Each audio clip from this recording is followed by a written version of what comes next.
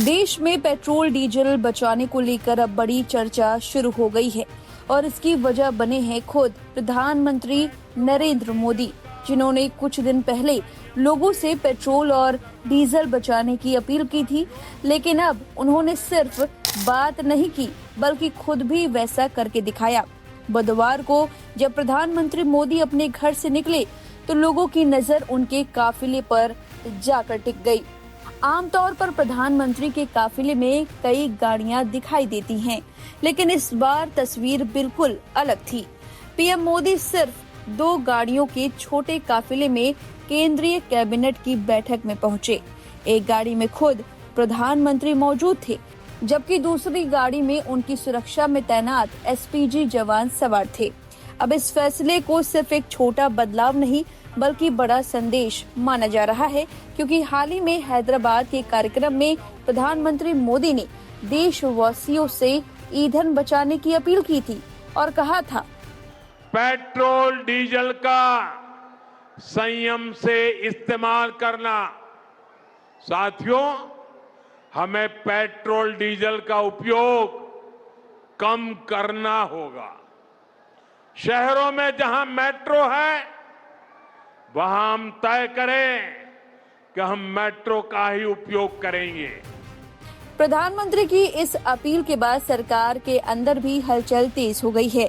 कई केंद्रीय मंत्रियों और राज्यों के मुख्यमंत्रियों ने अपने काफिले छोटे करने शुरू कर दिए हैं।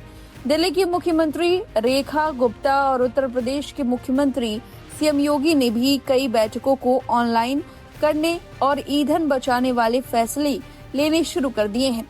सबसे ज्यादा चर्चा गृह मंत्री अमित शाह के काफिले को लेकर हो रही है।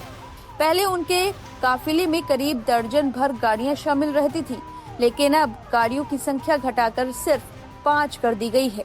इसे सरकार का बड़ा सिंबॉलिक मैसेज माना जा रहा है कि मुश्किल आर्थिक हालात में नेता भी सादगी अपनाने को तैयार हैं।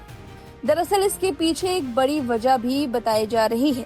पश्चिम एशिया में जारी तनाव और युद्ध जैसे हालात की वजह से क्रूड ऑयल प्राइस लगातार बढ़ रहे हैं। स्ट्रेट ऑफ हॉर्मुज जैसे अहम समुद्री रास्तों पर संकट का असर पूरी दुनिया पर पड़ रहा है। भारत जैसे देश जो बड़ी मात्रा में तेल आयात करते हैं, उन पर इसका सीधा असर पड़ सकता है। इसी बीच पेट्रोलियम मंत्री हरदीप सिंह पुरी का बयान भी चर्चा में आ गया। उन्होंने कहा कि तेल कंपनियां हर दिन करीब 1000 करोड़ रुपए का नुकसान झेल रही हैं और पेट्रोल डीजल की कीमतों को लंबे समय तक रोके रखना आसान नहीं है। बस इसी बयान के बाद सोशल मीडिया पर कयास शुरू हो गए कि क्या आने वाले समय में पेट्रोल डीजल बढ़ सकती है। अब लोग सवाल पूछ रहे हैं कि क्या सरकार आने वाले बड़े आर्थिक दबाव के लिए देश को पहले से ही तैयार कर रही है। क्या फ्यूल सेविंग कैंपेन सिर्फ शुरुआत है या फिर आने वाले दिनों में आम लोगों की जेब पर असर पड़ सकता है। फिलहाल इतना साफ है कि पीएम मोदी ने अपनी अपील को सिर्फ भाषण तक सीमित नहीं रखा, बल्कि खुद छोटे काफिले में निकलकर ये दिखाने की कोशिश की कि अगर बचत की जरूरत है तो शुरुआत सबसे ऊपर से होनी चाहिए। पेट्रोल डीजल का संयम से इस्तेमाल करना। साथियों, हमें पेट्रोल डीजल का उपयोग कम करना होगा। शहरों में जहां मेट्रो है वहां हम तय करें कि हम मेट्रो का ही उपयोग करेंगे। ज्यादा से ज्यादा मेट्रो में ही जाएंगे। अगर कार में ही जाना जरूरी है तो फिर कार पूल करने का प्रयास करें और भी लोगों को साथ बिठा ले। अगर हमें कहीं सामान भेजना हो तो कोशिश करनी है कि वह ज्यादा से ज्यादा रेलवे गुड्स के जो ट्रेन होती है रेलवे की सर्विसेज से भेजे, ताकि इलेक्ट्रिक रेलवे होने के कारण पेट्रोल डीजल की जरूरत नहीं पड़ती है। जिन लोगों के पास इलेक्ट्रिक व्हीकल है वो भी कोशिश करें कि इलेक्ट्रिक व्हीकल का ज्यादा से ज्यादा उपयोग करें। साथियों, हमने कोरोना के समय में वर्क फ्रॉम होम की, ऑनलाइन मीटिंग्स की, वीडियो कॉन्फ्रेंस की, ऐसी अनेक व्यवस्थाएं विकसित की और हमें आदत भी हो गई थी। आज समय की मांग ऐसी है कि उन व्यवस्थाओं को हम फिर से शुरू करें तो वो देश हित में होगा। Work from home, online conferences, virtual meetings, इनको हमें फिर से प्राथमिकता देनी है। साथियों, आज जो संकट है उसमें हमें विदेशी मुद्रा बचाने पर भी बहुत जोर देना होगा, क्योंकि दुनिया में पेट्रोल डीजल इतना ज्यादा महंगा हो गया है, पहले से कई गुना ज्यादा कीमतें बढ़ गई है। तो हम सबका दायित्व है कि पेट्रोल डीजल की खरीद पर जो विदेशी मुद्रा खर्च होती है, पेट्रोल डीजल बचाकर हमें वो मुद्रा भी बचानी है। इसके लिए हमारे छोटे छोटे प्रयास भी देश की बहुत मदद कर सकते हैं। जैसे आजकल जो विदेशों में शादियों का, विदेशों में घूमने का, विदेशों में वैकेशन पर जाने का मिडिल क्लास में कल्चर बढ़ता जा रहा है। हमें तय करना होगा कि जब ये संकट का काल है और हमारी देशभक्ति हमें ललकार रही है, तो कम से कम 1 साल के लिए हमें विदेशों में जाने की बातों को टालना चाहिए।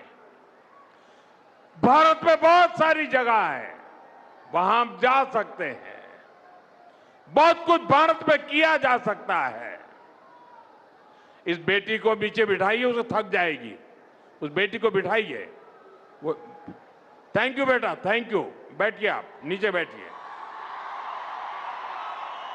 मैंने देख लिया बेटा, उसको देख लिया, अब आप बैठ जाइए। हाँ, इस छोटी बच्ची को क्यों परेशान करते हो भाई?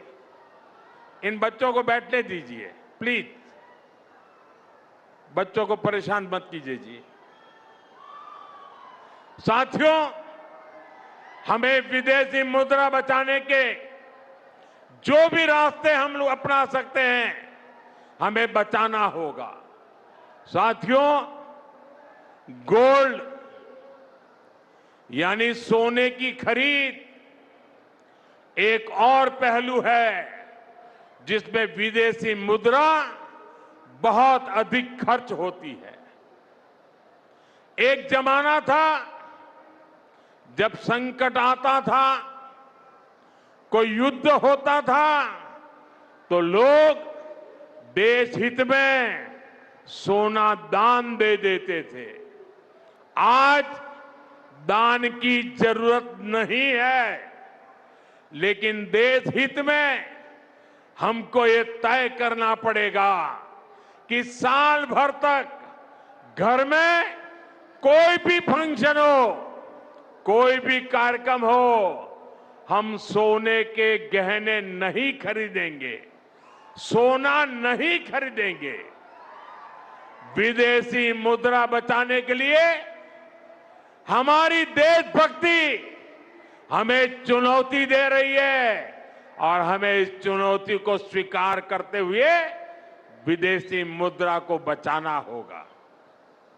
साथियों, ये समय एक और बड़े सबक का भी है। एक समय था जब हम कॉपर एक्सपोर्ट करते थे, लेकिन आज भारत के सामने स्थिति ऐसी बन गई कि अब हमें कॉपर को भी इंपोर्ट करना पड़ता है।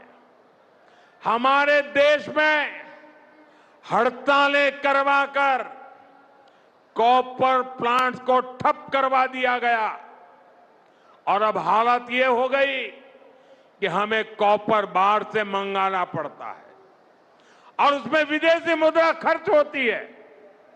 इसलिए मैं ऐसे सभी मजदूर संगठनों से भी कहूंगा कि हमें ऐसी बातों का जरूर ध्यान रखना चाहिए।